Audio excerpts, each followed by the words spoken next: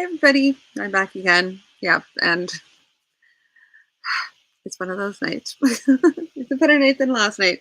So I do apologize if I was a little bit out of it last night. I was a little bit out of it last night. So I only got a chance to read one chapter out of three, but one was what I was normally doing in the first place, so this is not too bad. Um, but do, I do have goals. I have dreams, and I would like to get as much of this done by the 31st. So I'm actually okay with going into like next week. We'll see, but I'm gonna roll it along because I'm gonna try and read three chapters tonight, and they are not small.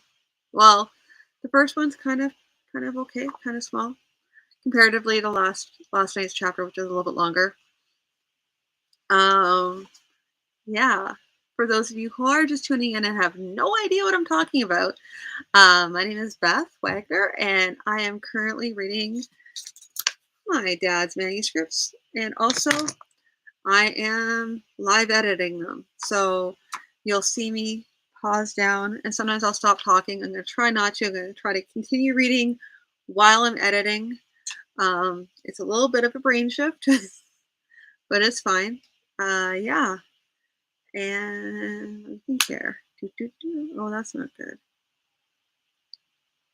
Yeah, so I'll be marking up the everything for editing. Then I plan to edit them after I'm done, same night. Although I have a lot to edit, so I'll probably be doing some editing over the weekend. But my goal is to try and do like the of passing over of edits and then really lean into it for next month. So we'll see. And during that time, I will be taking a break from the channel just to get the book published.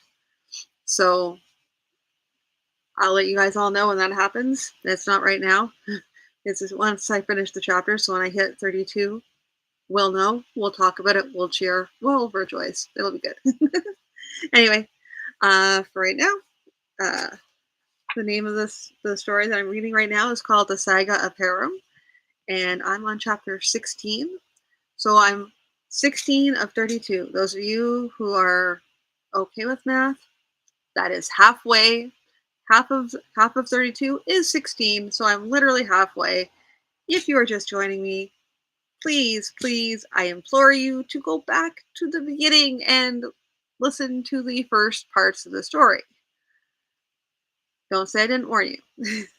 Okay, without further ado, chapter 16 of the Saga of Haram.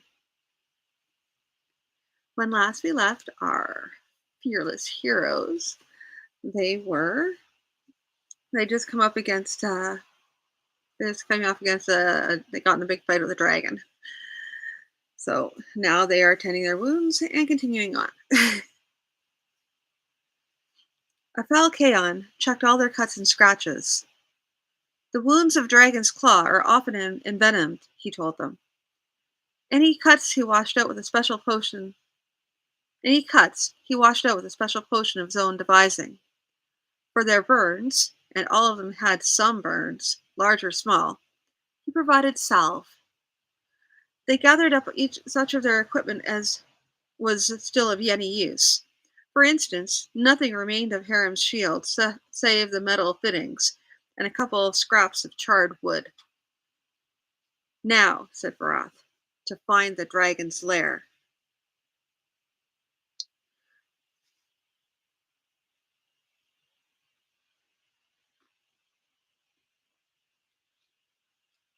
The dragon's lair was not easy to find.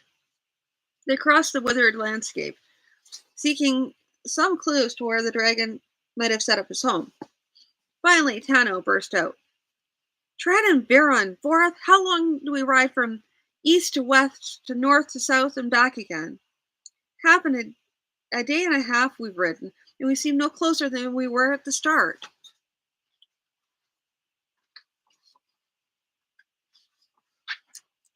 Borth was slow to answer, and a look on his face told Haram that their leader was in little better humor than the rest of them. As for him, well, he would continue to go with them, and maybe they would find the dragon's den, and maybe not. Athal Kaon spoke up before Vorath could respond. There may be a way of finding the dragon's lair without all this going to and fro. A spell? Asked Vorath. Aye, a spell. Why did you not use a spell long ago, then, and save us this useless tramping up and down? Demanded Tano. It is a strong spell, answered the mage calmly, and to use it will take much of my strength. If we meet anything dangerous for half a day thereafter, I will be of little use to you. Vorath looked around at his worn and weary band, then back at Athal Kaon. Best you use a spell, and we take the chance of you being weary. What will you need? I have everything I need, but I will require that all of you stay fairly still while I am spelling. Not too much walking to and fro, no hasty movements of any sort. Done. It was difficult to stay still and quiet while the spell was being cast, but everyone did their best. After their first few minutes, however, became more and more difficult, and as time stretched toward an hour, became a real trial. Eventually, Harul got up carefully and slowly walked to his horse, took down a water skin, and drank. When he had drunk, he passed it on to the others, who took it. Athal Kaon was still chanting the strange words of the spell. On it went. Even Vorath was squirming slightly.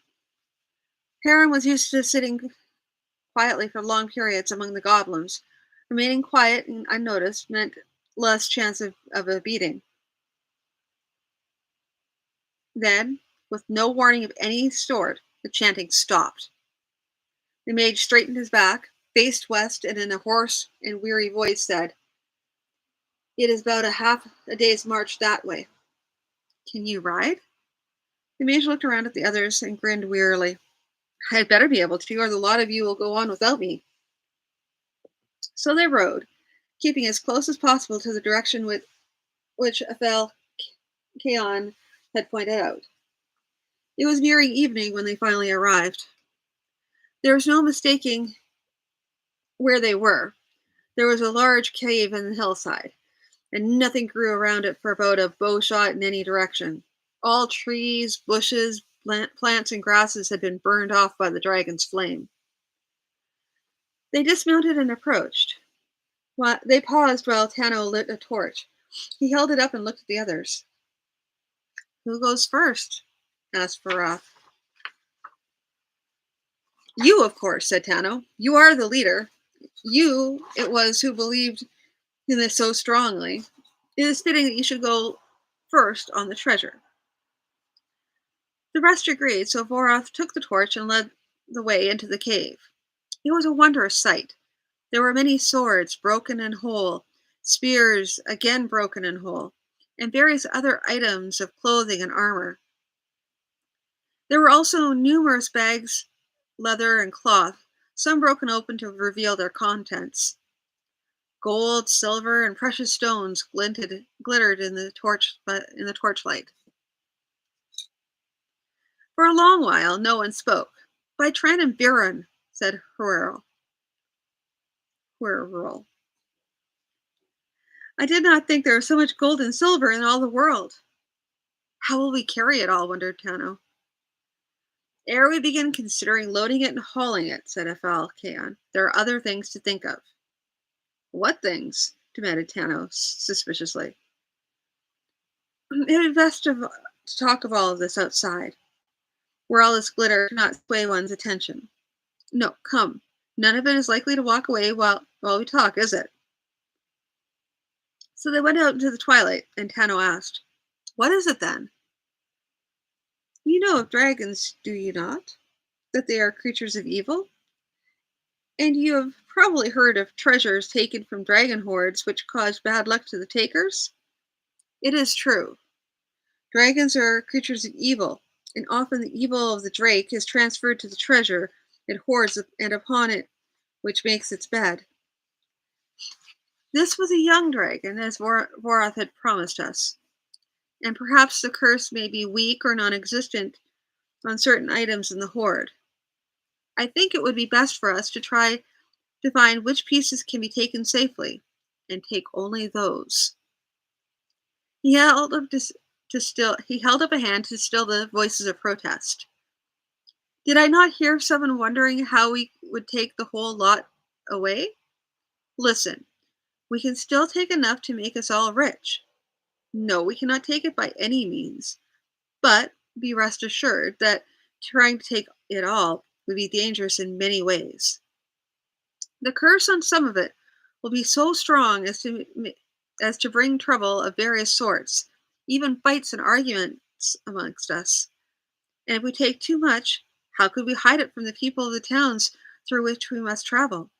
I remember the bandits who ambush us for a paltry few pieces of silver. He is right, Forrest spoke up. Listen, all of you. We won the fight against the dragon with the loss of no lives. That was a piece of luck, and the like of which I doubt we could equal in years. Should we then press our luck so far, taking along with us treasure which promises evil? No, let us be careful. Let us be rich, but not open ourselves to whatever danger would come through being greedy.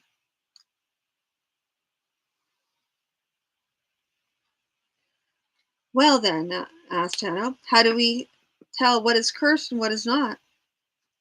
After a night's rest, I shall be able to go to work. I have a spell which is able to detect such a curse where it exists. Hanno nodded shortly. So, ought we to guard the treasure tonight, then? Do you not trust your fellows, Tanno? Nay, Vora, I trust them in most situations, but what we have in that cave may be a temptation beyond what a man might be able to stand. So, suppose someone decides to load down himself and his horse in the night and creep away, heedless of the curse. You saw the hoard. There is sufficient for each of us to do so and still leave much behind. I will set no guards. In the morning, Aphalcaon went to work.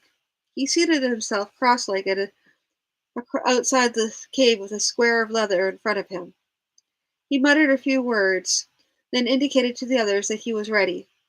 They went into the cave and began to bring out things one at a time and set them on the leather. If they glowed with a blue glow, they were put aside as cursed.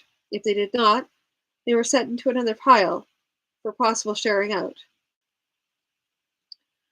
For some time, the stack of safe goods grew and grew, so that it became clear to all of them there would be no shortage of treasure from this venture. Then, more and more items began to be revealed as cursed, until Vorath called a halt. Clearly, we've come down to the parts of the hoard which have been with the dragon for a long while. I doubt if we will find anything more without the tainted evil upon it. Horurul spoke up. Is it possible to remove the curse? Vorath looked at Aphalcaon, who shrugged. For individual items, perhaps. Much depends on how long they've been in the dragon's hoard, but it would take a very powerful mage to remove the curse from the whole hoard. And besides that, we have enough here that is not cursed that none of us will go short. True enough, said Horurul, but I've seen a thing or two inside which I'd very much like to have, if the curse could be removed somehow. And considering the size of the treasure, I'd be willing to pay for the removal of the curse. Aphalcaon raised his eyebrows. That would mean little, for how much of this we will be able to carry away in any case. If I'm paid an extra 100 gold pieces, how would I carry that? But for the sake of our companionship, I would undertake to remove the curse from 3 items for each of you, if you wish. That is subject to my abilities, of course. If the curse is too strong, I may not be able to lift it. So those of the band who wished to do so sought out things which had the taint of evil from the dragon still on them, and brought them to the mage. Harul brought only a silver drinking cup which had caught his eye, and Afalcaon was able to remove the curse in a moment. Haram found a shield, a better one than the one he had lost, and found to his relief that it had no curse at all. Probably, he considered, a shield belonging to one of the soldiers who had recently come against the dragon. Tano found a brooch, inlaid with golden gems, and Coron found a pair of finely embroidered leather slippers. But Vorath didn't bother, stating that he felt that with his share of what had been already certified as safe, he could buy whatever he might want.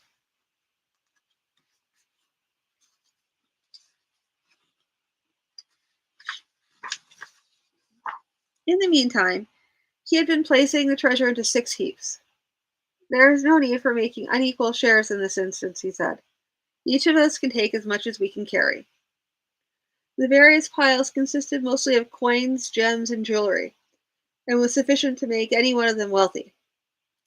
There were several other items left over, such as 3 small ivory tubes with strange inscriptions on them. Afalcaon inspected them. The writing is not familiar to me, but these tubes clearly contain small spell scrolls on which a spell is written. It requires no magical training to use them, merely the ability to read the writing on the scroll. They may be very valuable, or they may only cost 1 gold each. It was agreed that Afalcaon may as well take the tubes and their scrolls, since he was most likely able to discover the use of them.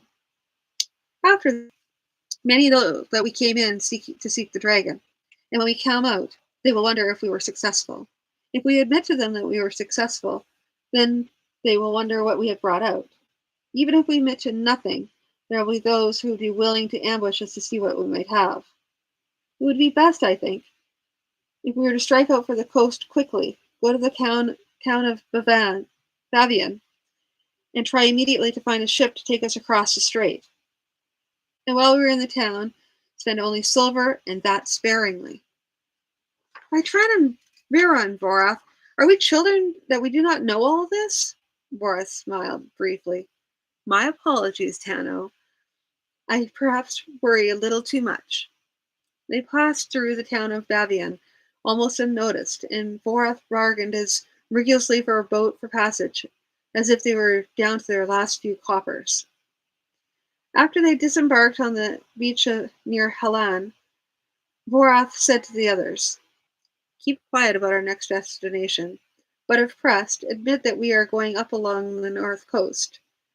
With a little good fortune, we will be able to delude any who seek to wait for us on the road. They stayed again at the Albatross, which appeared to be empty save for 1 man, wearing chain armor, and his sword hilt poking above his right shoulder. He was asleep at one of the tables, resting on one arm, thrown across the tabletop. When the innkeeper asked how had gone their battle with the dragon, Boris said, Well, we wandered back and forth across the hillside, and though we picked up a few silver pieces, I do not know how much we will have left after tonight's lodging is paid for. That was not quite a lie, he muttered to the others after the innkeeper had left. I have not made an exact count of what we have, and I'm not certain of what the costs of tonight's lodgings will be. They had just finished their meal and were settling back with a mug of ale when the man sleeping at the table suddenly woke. He looked around, wiped his eyes, and got to his feet. A little unsteadily, he began to walk across the room to the door. As he went, he bumped against Haram. He muttered a vile curse, then shouted, Stumble-footed bumbler! Get out of the way when a true man walks by, will you? He reached back over his shoulder and brought his sword hissing out of the scabbard, and down in a vicious stroke at Haram's head. Nothing to start off the evening like a barroom brawl.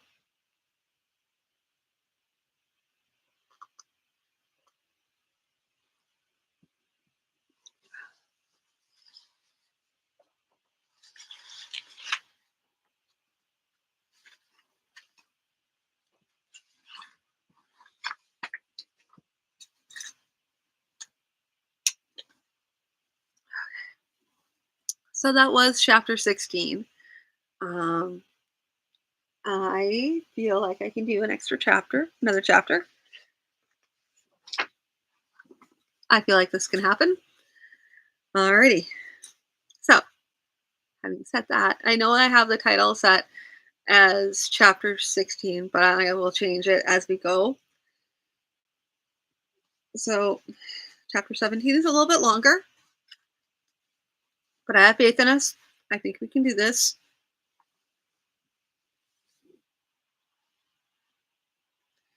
Okay.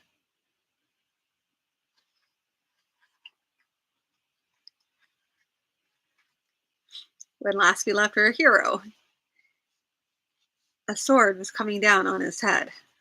Dun dun dun! I mean, it's not much of a cliffhanger if I'm reading it right away, but I try. And who knows, I might do something with the video, so you never know.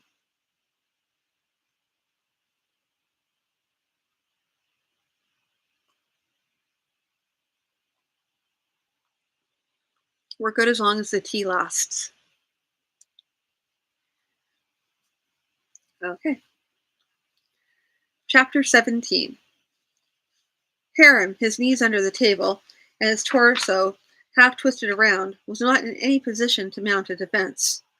Without a thought, he flung himself off the bench, and not onto the floor, but into the swordsman's stomach, causing the attacker to stagger back a few paces. From the way the man regained his balance, Haram could tell two things. He was not drunk, and he was an expert swordsman.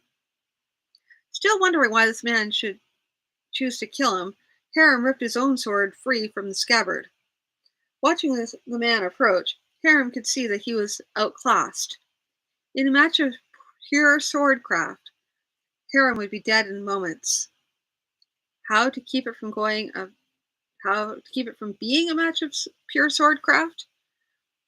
Haram leaped straight in the air, brandishing his sword, shaking his fist, and shouting in goblin tongue, "May your ancestors be devoured by demons!" Then he went to the attack. As he came, he continued to shout whatever goblin phrases came into his head, such as, "Form line, you lazy sods!" and "Sword inspection now!" But he's saying it in goblin, so. Anyways. The other was too experienced to let his guard drop even for this. But for a moment, he was on the defensive, parrying Haram's slashing blows. Haram jumped back out of the sword range, then scooped up his mug of ale from the table and took a mouthful. He watched his opponent out of the corner of his eye and saw him approaching warily. The man was clearly wondering what sort of adversary he was fighting, what sort of trick he would try next. Haram placed the tip of the sword on the floor and, leaning on the hilt, surveyed the man over the rim of the ale mug. The man lunged. Haram brought up his sword in a quick parry, barely in time. Then, as the lunge brought his opponent closer, he screamed again in the goblin tongue, cast the remnants of his ale into the man's eyes, and kicked at his groin. The fellow was experienced enough to turn his thigh to catch Haram's foot and to jump back, wiping at his eyes. The sword presented to take Haram's next attack, and the attack came. Eyes staring, screaming curses in the goblin tongue, Haram sprang forward. The man went on the defensive again, parrying Haram's succession of fierce slashes. He either had experience with battle-mad opponents, or Haram was not deceiving him.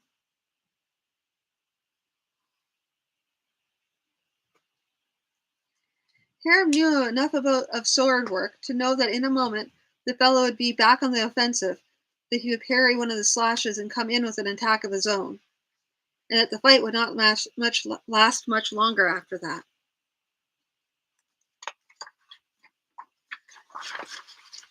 In desperation, he tossed the the ale mug at the man's face, then lunged, reaching for his dagger. In a swift movement, the swordsman batted the mug aside with the palm of his left hand, but that same movement blocked his own sword for an instant. In a further instant, it was all over. Haram was body to body with him, grating swords locked above them, while his dagger was buried to the hilt in the man's side.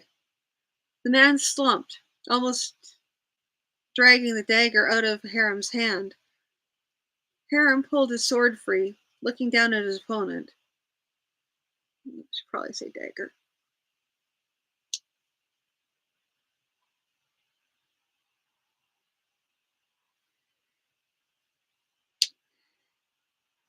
The innkeeper came hurrying up, expostulating about the recklessness of drawing swords and committing of murder in his establishment. Haram turned to him, trying to think of what to say. Then Borath was beside him. Easy, innkeeper. This fellow picked a fight, and our companion could only defend himself. He dug into his wallet and withdrew a silver coin. Perhaps this will pay for the difficulty for the fellow's burial. The innkeeper viewed the coin with suspicion at first, then nodded. So be it. Of yours. A friend of ours? What make you think that? He was asking about you, wasn't he? He was making arrangements to be ferried across the strait to find you, wasn't he? Was he indeed? Borath looked down at the dead man. I do not know him. You others, do you recognize him? The others viewed the man, then shook his head. It may be one of your enemies has hired him, said the innkeeper. I would imagine that folk in your business make enemies from time to time. But none who wish to kill us. Let us see if he has anything on him to say who he is or why he sought us. He opened the man's wallet, emptied it out onto the table. It contained 4 gold coins, 12 silver ponies, and a number of copper pieces as well.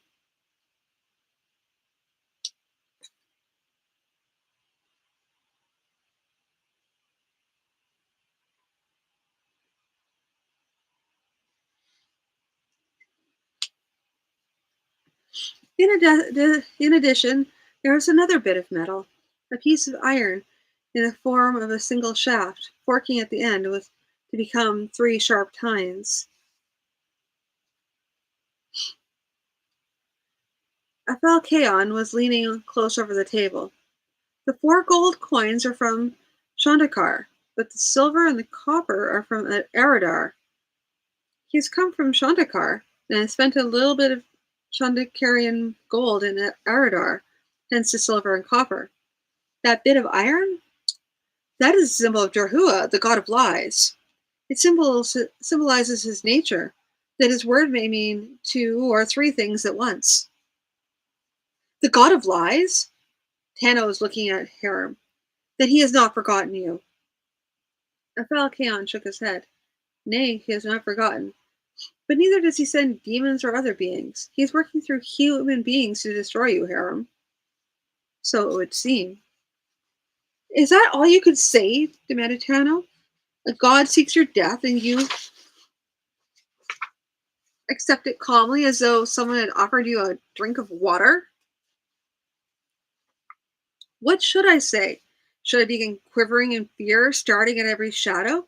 I suppose that this means I shall have to be careful in any group. What else can I do? Vorath, in light of this, would you wish me to withdraw from your band? Certainly not. You are part of this group, and you shall stay with us as long as you wish, whatever happens. Thank you, Vorath. I appreciate your confidence. I think we ought to train you more rigorously in the use of that sword. You will be in the use of the sword. You will be needing it.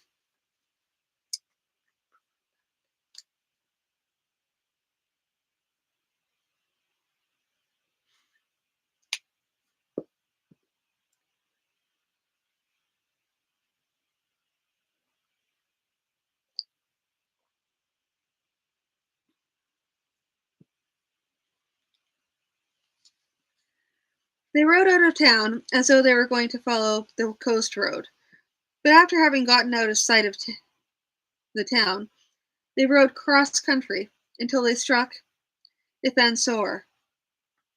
They traveled along, stopping in villages overnight, and admitted when pressed that they had had a little luck. Denying it too strongly will have the same effect as admitting that we have riches, said Borath. People will become certain that we are lying. During the evenings, from time to time during the day, Borath would train Haram in the use of the sword. You know how lucky you were back there? He was a much better swordsman than you.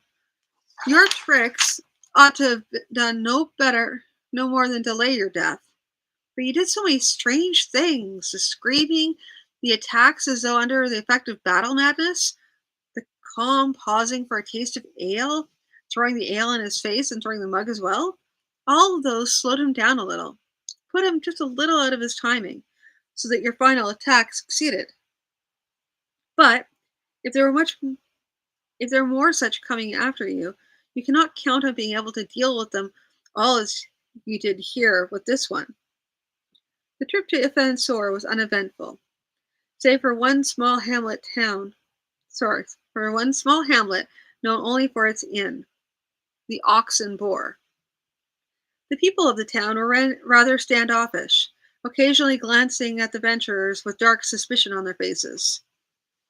The innkeeper, though he served them, waited to see their money before he lifted a finger. He didn't seem to be grudging of any service rendered. What's wrong with this town? Asked Vorath. They seem to hate us without having seen us. Aye, and so they might. The innkeeper was grudging with his words as well as his service. And why might that be? The innkeeper lifted his head and gave Vorath a surly look. We had venturers in here last week, band headed by one called Zilva. The name immediately caught Haram's attention. They spent some money on goods, this lot, but in the morning attempted to slip out without settling their score here. We raised a shout, and some likely lads came round with cudgels, and there was quite a scrap. Some of our lads took a cut or two. One of them was very badly gashed, though, and though the Silva and his lot went away without paying, they took some bruises along.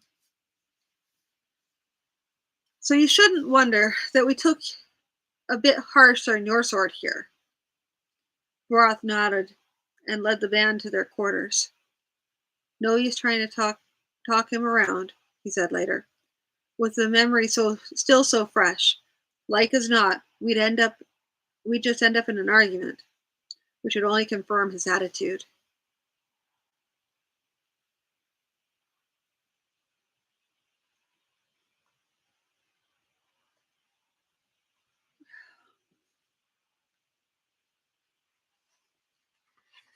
They came at last to Ifan and set themselves up in one of the better inns, the Dancing Gnome. They spent a day selling some of the plunder they had brought back and changing some of the foreign coins for coins of Eridar. Haram bought himself a shirt of light chainmail and considered visiting his parents. He realized, however, they would ask questions about Merritt, questions he didn't want to answer just now. He decided to leave that visit for another day. The next night, they were seated around the table after supper, enjoying a mug of ale and talking about what they would do now that they were no longer poor. Borath took a long drink of ale and said, Well, lads, I have been thinking all about this, and I've come to a conclusion. I have too much money to continue this wandering in the wilds and hunting and being hunted by goblins and the like. I think I shall buy myself a little inn here in the city and settle down. There was a long silence. Tano finally spoke. Borath, this is a noble idea. If you'll allow it, I will put my money with yours and join you in the enterprise. Certainly, Tano, and welcome. Harula spoke slowly and thoughtfully. I was a younger son, you know. My father did not want to see the farmstead broken up, so he left it all to my brother. Of course, my brother was a generous man, and I could have stayed with him. He would not have grudged me a place in his home. But there was little chance for me to marry, and I would be forever the younger brother by the fire. Then the kindly old uncle by the fire, but never anything of my own. So I set out as a venturer. But with this money, I could buy myself a farm. I would be able to marry and settle down and not be beholden to my brother for anything. It is a fine thought. Keon looked around them all. You know, I have always wished for time and leisure to study my art. I suppose you all will say that I do well enough, and so do I. So I do. But I could do better. I shall spend most of my money on books and equipment, and set up a small shop. In the times when I am not working at my shop, making my living, I shall be studying and practicing. Then Coron spoke.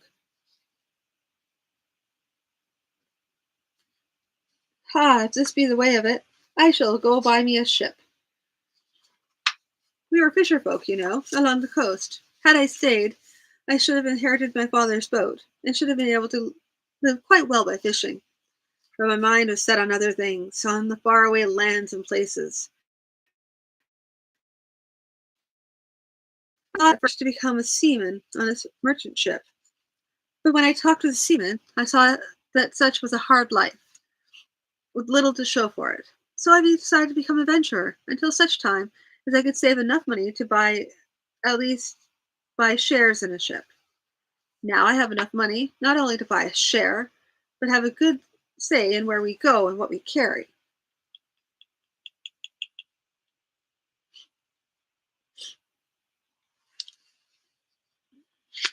Haram said nothing. He felt a sudden raging anger that he had just discovered this band of friends, and now they were deserting him. That realization surprised him. Why should he be angry at his friend's good fortune? He realized that they were all looking at him, waiting for him to say something. I? I will continue to wander here and there, see what I can find. I have nothing better to do. Borath, I will leave some of my money with you to use as you see fit. All I ask is free lodging when I pass through Efansur. Borath looked at him closely. Then at last he nodded. So then, good fortune follow you, Haram. The next day, Haram still felt troubled. He spoke little to the others in the morning, going out into the city to wander about and see what news there might be. He bought a short bow and arrows. While it took a lifetime to train an expert archer, if he practiced diligently, he might be at least able to hit a target half the time, which would be useful.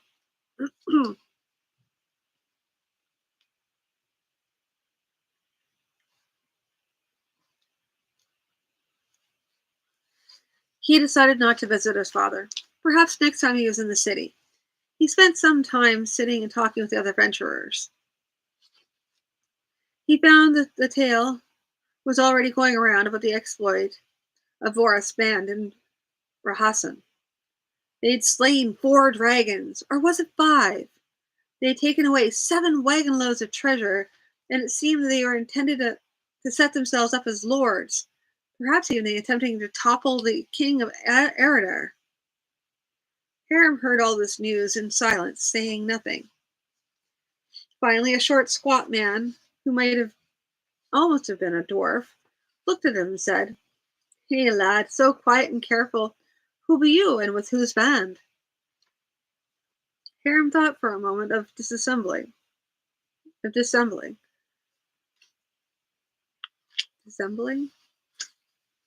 But considered that doing so could only make matters worse if someone found out which band he truly belonged to. I am called Haram, and I am with Vorath's band. Silence fell over the whole group as they looked at him.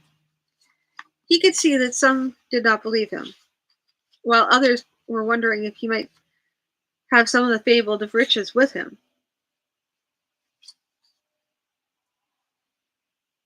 It's not so much as the stories make it.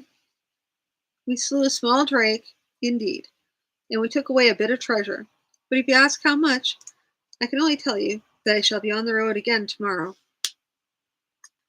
There was another silence. Then another fellow, a slender, fair-haired man, who might have been half elvish, spoke up. And you hear of this ogre in the mountain country up north?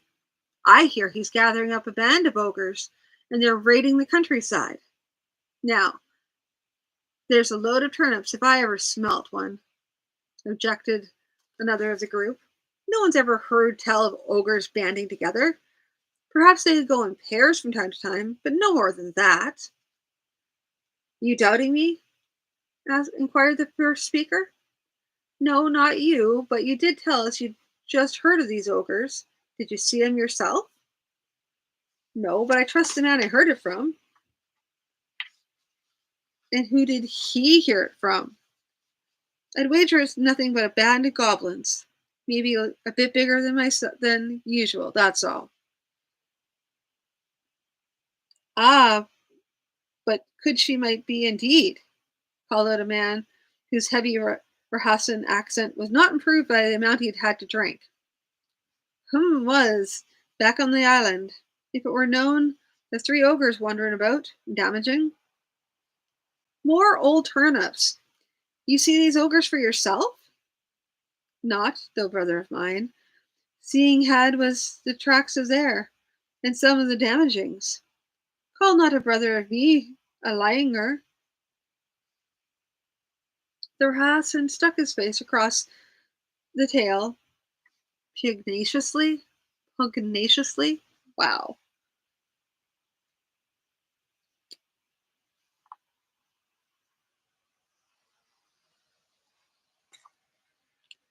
Pugnaciously, that's a word for today. The doubter made something to say in answer, but a friend caught his arm and pulled him back. I won't doubt you, but I will say I've never seen the like of it, and I'll wager that goes on for most of us here. And in any case, it isn't worth a fight, and and a fine from the magistrate, or worse. There was a short silence. Then someone else asked, "Has anyone heard news of Silva and his band?" Somebody spat in disgust. Others muttered about dirty dogs making life harder for the rest of us. Haram remembered the village to the north, never even mentioning it. He felt just a little out of place. When the last I heard, the slim fair man said, they were on their way up the land of Trethisian, seeking elvish loot. May they find loot, in more elves than they wish to see. Okay. Less ventury. More meh. Not bad, just kind of sad.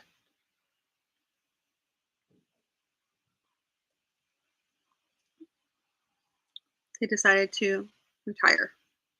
I mean, I don't blame them. They got a lot of gold, so silver, then the like. So they were set up to retire. Alrighty. One more chapter. We are now on to chapter 18, which is awesome. Alrighty, so final chapter for the night. Strap in, everybody. Thank you for continuing to watch, and here we go. Of course, it's a long one, too.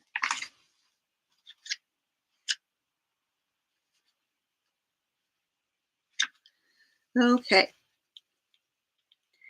Haram listened carefully. Saradin had said Merritt had gone with Silva, but Saradin had also said that the name of Silva was one he did not know. It seemed, however, that in this group, practically everyone knew or had suspicions about the name Silva. You know about Condé train? Asked a tall, slender man with a bow slung at his back. Old stuff, jeered the man who'd been mocking about the notion of ogres band together. Where have you been? Out on the plains of Shandakar? Everyone knows that one. I don't know it, said a mustachioed Shandakarian, and I haven't been out on the plains of Shandakar. So what is the story?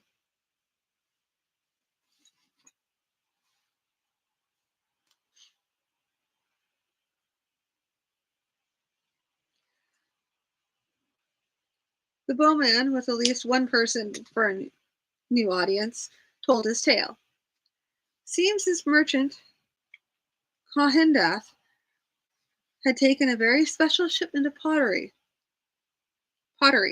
headed for Ithansor.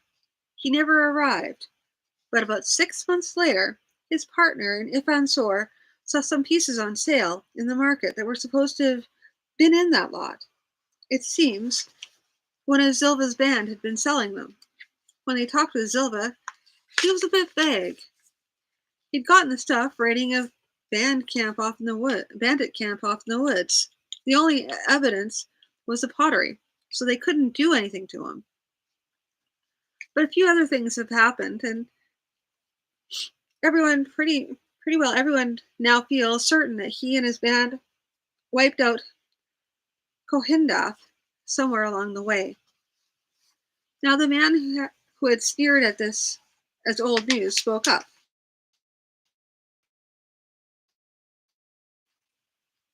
There was this town up on the northwest coast, across from Rahassan.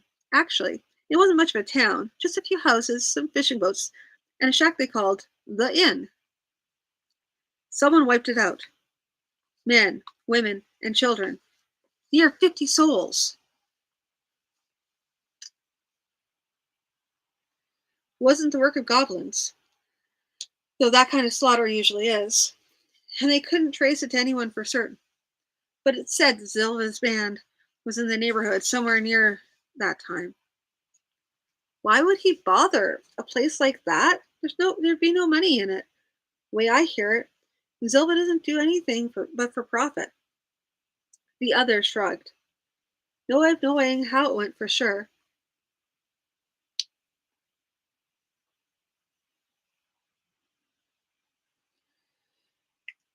But I could make a guess. There was an argument over the price of beer or the like.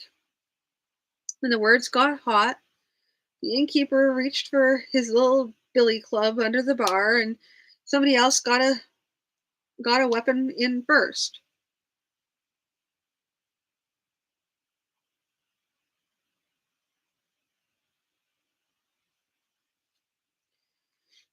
After the first one was killed, there'd be nothing for it but to kill everybody, leave no witnesses at all.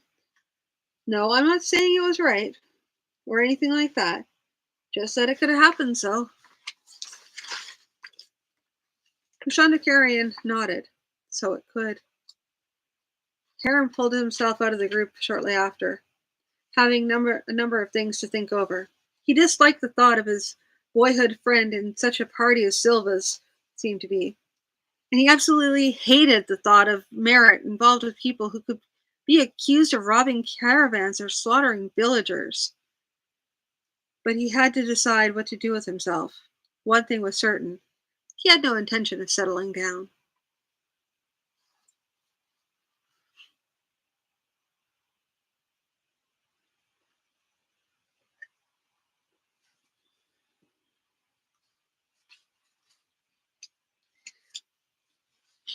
He had he had made some inquiries and found a man named Gore, a squat, broad-bodied veteran of the king's armies, who taught him weapon skills for a fee. Gore looked him over, looked him over from head to foot, appraising him. You're no boy of the streets who's never held a blade in his hand, nor one of the lordlings who wants to learn enough to be able to issue challenges for any real or fancied slight. So what did you come to me for? Haram answered honestly. There's someone who has a blood feud for me, and while I can handle a sword a bit, I need to know more in order to survive. There seemed no need to go into details. Gore nodded his head. So, my fee is 1 pony per lesson, and I don't haggle.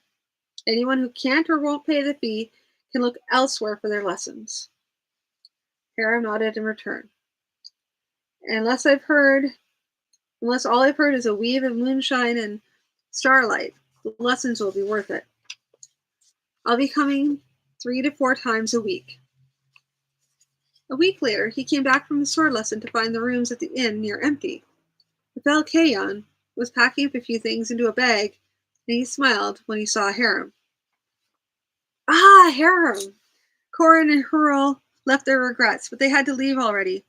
And if you'd come much later, you would have missed me as well. I purchased a shop over on Sailmaker's Lane, and I've been making arrangements for the acquisition of various supplies. Drop by and see me when you can. Of course. Harem's response was mechanical, but inside he was angry enough that his fingers twitched. He felt a desire to draw his sword and smash the furniture of the room to splinters. He was alone again. His bad mood lasted until the next day, when Gore halted him in mid-lesson. Ah, lad, he exclaimed, this plunging and bashing and smashing will not do. Anger is good betimes to power your attacks, but when you let it cause you to forget all your lessons, it can get you killed. Who has angered you so? And Harem, knowing that he had no real reason to be angry, could only hang his head and mutter. The arms master looked at him sharply. So be it then. I doubt I can teach you much until you've overcome your anger. It would be well for you to remember that fury might well kill you if you come to a serious fight. Go on, have a good mug of ale. See if you can think of that. Oh my gosh. See if you can think of that reason for your anger and be rid of it. Come back again tomorrow and we'll go on with the lessons. Reluctantly, Harem went out. After a further week, his swordsmanship had improved greatly, and his anger had faded a little more. But he continued to feel uneasy, as though he had something to do. For the life of him, he could not think of what that might be. He took to wandering about the city, and in the course of his wandering around the city, he came upon merchants who had just come in, something.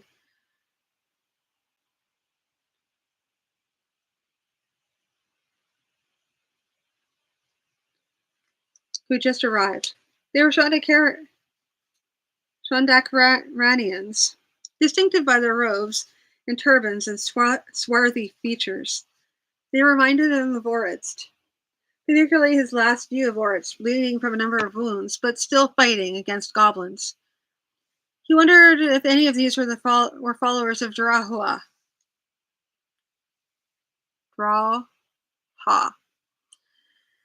And that brought to mind the thought of Teriel. What might have become of her in the time since he had seen her last?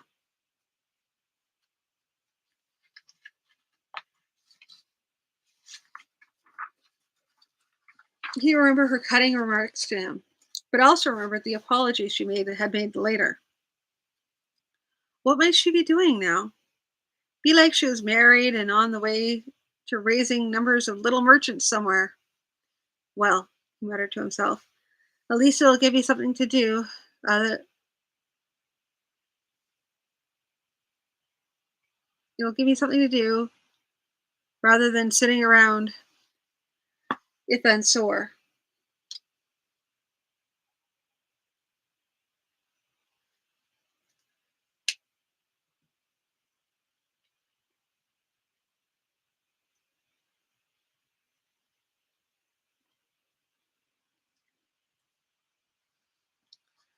Velkaon was surprised to see him, and that surprise showed in his eyes as Harem walked through the door of his dingy little shop. A good day to you, Harem. And a good day to you all. And a good day to you as well, Velkaon. I will not waste your time, but come directly to the point. This amulet, Would it protect me from Drahua? Drow Ha? Sorry. Would it protect me from Drow Ha if I go near Shandakar? How much nearer? On the border of Shandakar itself? On the border of Shandakar itself. The wizard folded his arms across his chest and looked up towards the ceiling of the shop. It was made quite strong, he began, yet the strength of the god will increase as you come nearer to his home territory. Still, you ought to be safe under most circumstances. He paused to think again. Just to be safe, let me have the amulet. I will increase its strength so you need have no fear. As Haram slipped off the amulet and handed it to him, the mage spoke again. You realize that nothing I might do would be infallible. It may well be that the protection of the amulet will fail for reasons having nothing to do with the making of it. No, I had not known that. So now you are warned. But I believe you will be in far more danger from the assassins sent after you than from the god himself.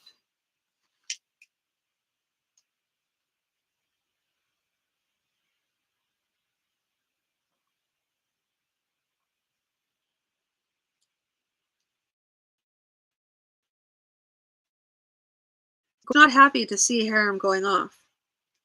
You have done well, and you shall promise, but you ought to have more training. And I suppose I ought to, but there are some things I must do. Gore frowned darkly then. Do not fault me then, but if you end up do not fault me then if you end up dead in a ditch somewhere. Harem almost smiled at that. No, I will not.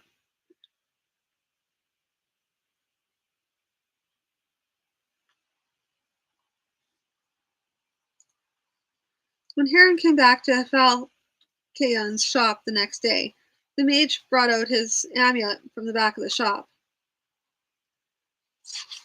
Here it is, it should keep you safe, but remember my caveat. Harem inspected the talisman. It looks no different than before. The mage grimaced. Please, Harem, do not be one of those naive townsmen for whom I have to add some sparkly stones to make them believe the magic has changed. Harem grimaced at his own return, then felt himself redden. Of course, I can be sometimes I can be a fool. How much do I owe you? Nothing at all. I do this for the sake of our companionship on the trail. Harem felt a momentary surge of anger, but quashed it immediately. Falkeon spoke again. There is one other thing. You recall that I said that the amulet would not protect you against the assassins sent by the god? There is something I could supply, which might help you against such, if you wish. What sort of thing? It is a little charm to be recited, and it works on the bond between the assassin and the god. The result is a very small hesitation in the movement of the person, just enough that an accomplished swordsman might take advantage of it. It will not work on any ordinary attacker, or if one of the assassins hires some common street tough to put a dagger in your back. But against the assassins themselves, it will serve you well. And the cost? A mere silver pony. And perhaps you might mention my shop to others you meet. The mage was smiling slightly. Harem nodded. Good then, I will take it. So then it goes like this. Trick, track. Draw, ha, brak. The mage smiled. I will give you a piece of advice along with it. Do not depend on it alone. Depend also on your wits and your good sword. Many a man has gotten a charm from a magician and used it so much and so often that he forgot to use his wits, and found one day that the charm failed him. Be careful. I will.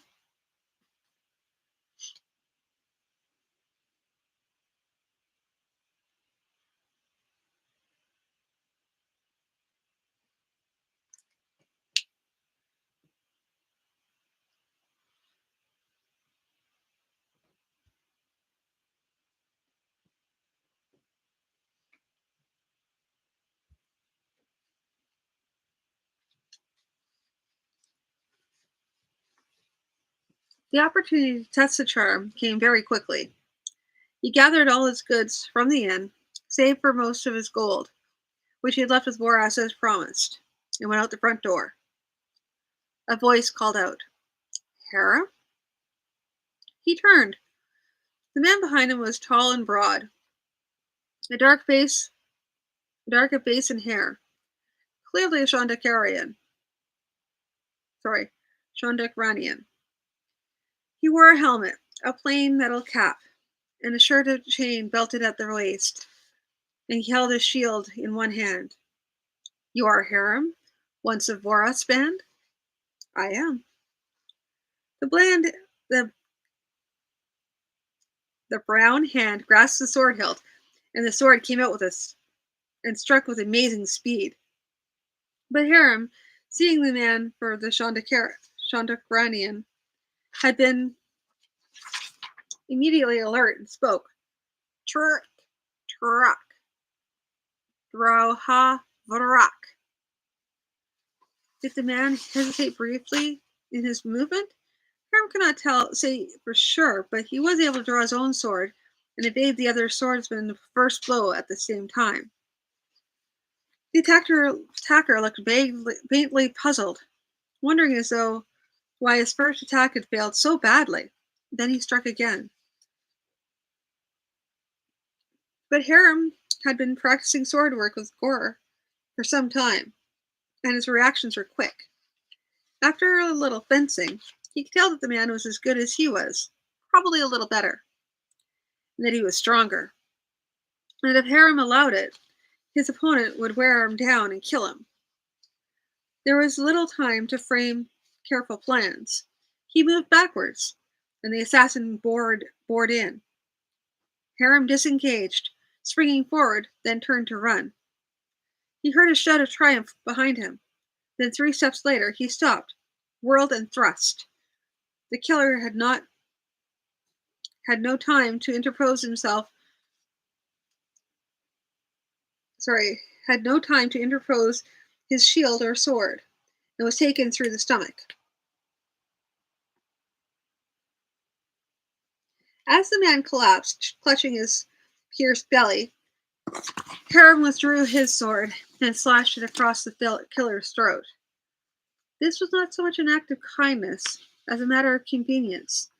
Just to assure himself, he went through the man's wallet pouch.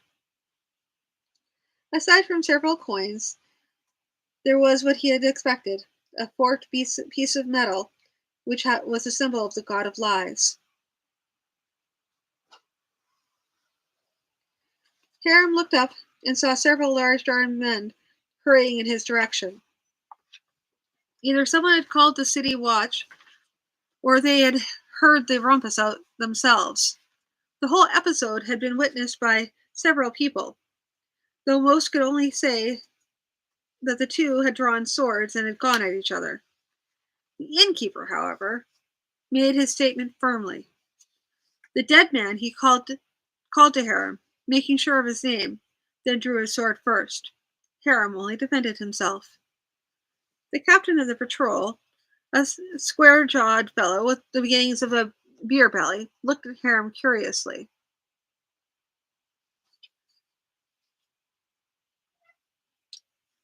Was that the way of it then? Yes.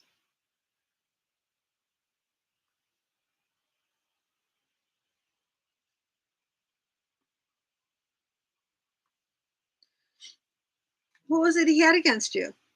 Haram had no desire to describe his doings with the god of lies. He did not say. He appears to have been a hired assassin, Probably engaged by someone who imagines he has a grudge against me. The captain frowned. We do not care for people bringing their grudges and blood feuds within these city walls and setting them on the streets of Ifansor. It might be best for the magistrates to deal with this matter. Captain, I'm on my way out of the city, and I would prefer not to be delayed.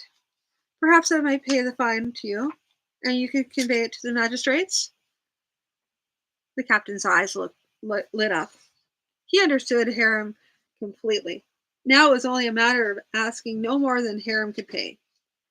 The usual charge for brawling is 3 silvers. 3 silvers? I was born and brought up here, Captain, not in the far plains of Shandakar. Brawling is 2 coppers.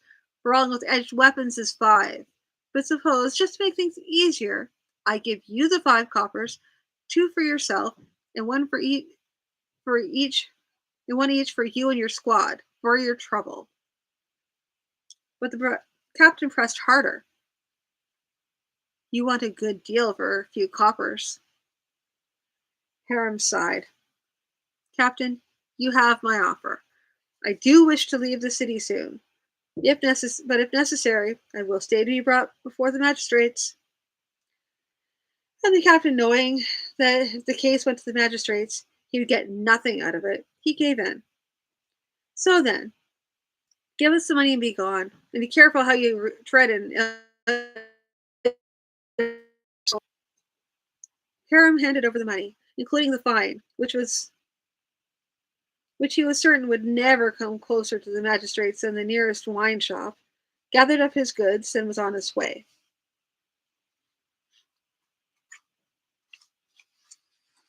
He rode along the most direct route to Shandakar.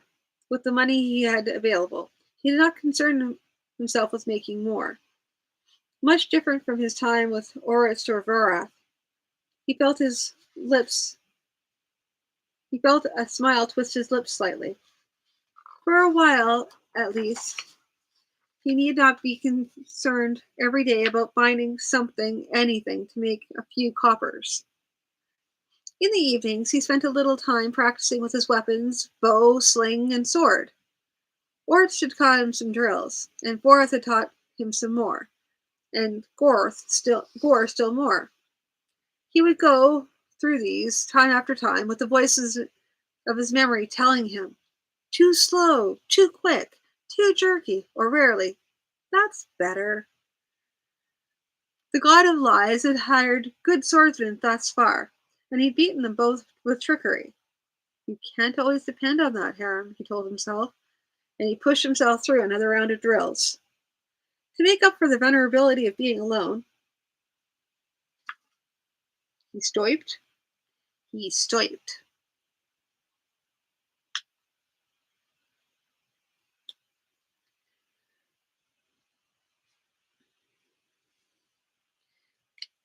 stopped at a village along the way and bought a length of cord and some time.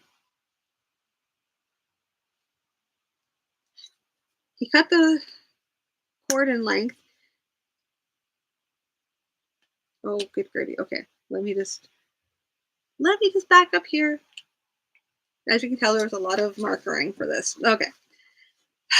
To make up for the vulnerability of being alone, he stopped at a village along the way and bought a length of cord and some tiny bells. He cut the cord in length and tied a bell to each length. When he camped at night, he strung the bells of cord about ankle level between the small brushes of tufts of grass, or occasionally small wooden stakes he'd cut and trimmed for the purpose. His campsite was surrounded by these. It might not be impossible for someone to approach him while he's. It might not be impossible for anyone to approach him while he slept, but it would be difficult.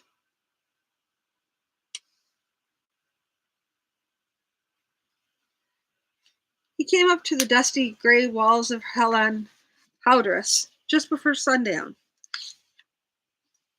About a week after setting out from Ifansor.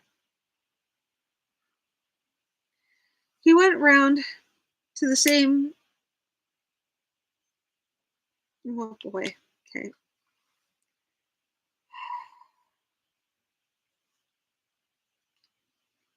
So many typos.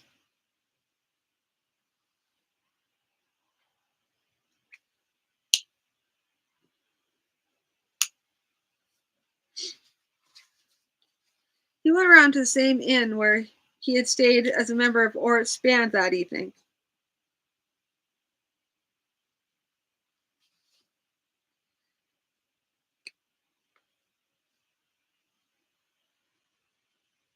A little less than 2 years ago, it had already seemed to be.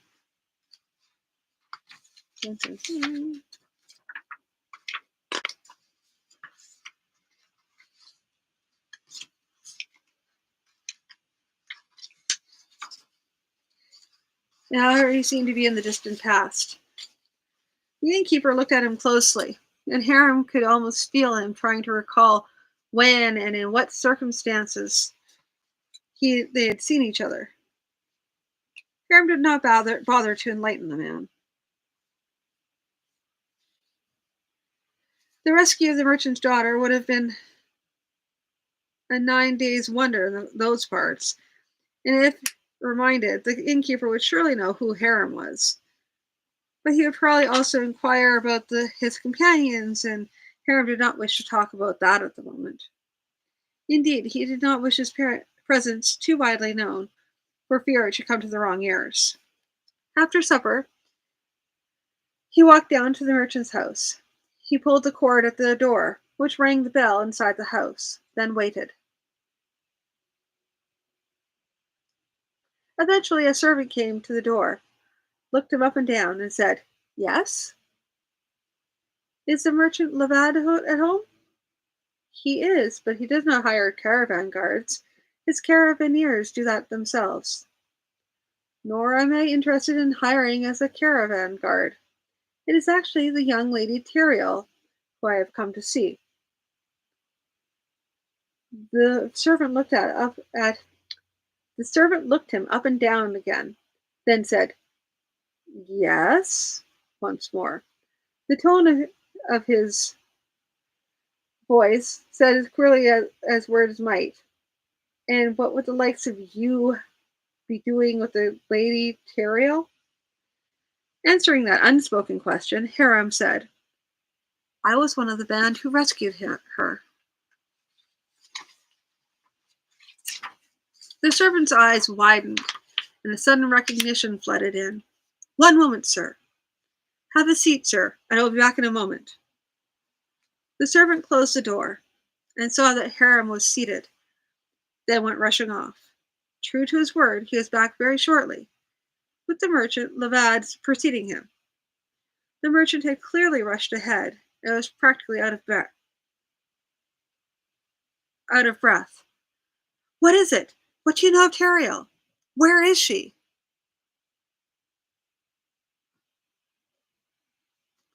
Well, and that's a fine place to leave off, isn't it? I know. So, yeah, um, the mystery ensues. Yeah, I'm kind of actually glad I got through those 3 chapters because one of them was kind of like, meh, but they got a little bit better, and I think it paid off. I mean, it paid off in the way that there is pardon me, now there's a bit of a cliffhanger, but whatever. This is good. So, I know it was a long one tonight, you guys. Thank you for hanging in there. Um, for those of you who are watching the past broadcasts, at least you guys can pause it for when you need to.